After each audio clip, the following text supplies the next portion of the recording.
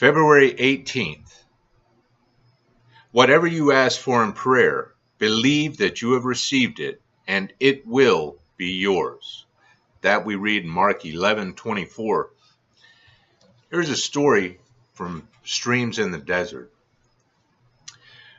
When my little son was about 10 years old, his grandmother promised him a stamp collecting album for Christmas. Christmas came and went with no stamp album and no word from Grandma. The matter, however, was not mentioned until his friends came to see his Christmas presents. I was astonished after he had listed all the gifts he had received to hear him add, and a stamp album from my grandmother. After hearing this several times, I called my son to me and said, "But George, you didn't get a stamp album from Grandma. Why did you say you did?"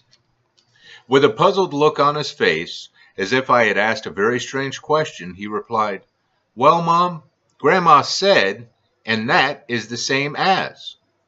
Not a word from me would sway his faith. A month passed and nothing else was said about the album. Finally, one day, to test his faith, and because I wondered in my own heart why the album had not been sent, I said, "George, I think Grandma has forgotten her promise." "Oh, no, Mom," he quickly and firmly responded. "She hasn't."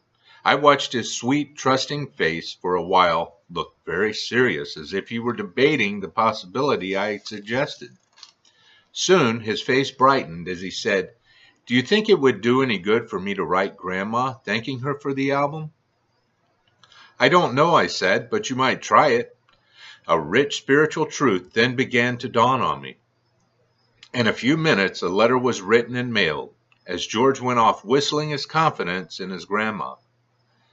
Soon, a letter from Grandma arrived with this message: "My dear George, I have not forgotten my promise to you for a stamp album. I could not find the one you wanted here, so I ordered one from New York. It did not arrive until after Christmas, and it was not the right one. I then ordered another, but it still has not arrived. I have decided to send you $30 instead, so that you may buy the one you want in Chicago. Signed, your loving Grandma." As he read the letter, his face was the face of a victor.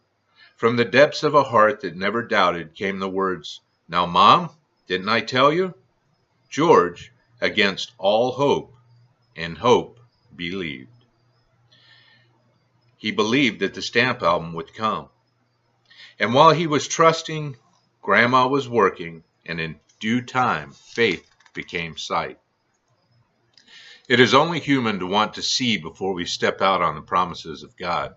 Yet our Savior said to Thomas and to a long list of doubters who have followed, "Blessed are those who have not seen and yet have believed." John 20:29. That letter was from Mrs. Rounds. Good letter. Go make it a great Saturday. We'll see you tomorrow. Again, this month is flying by. Have a great day. Be blessed.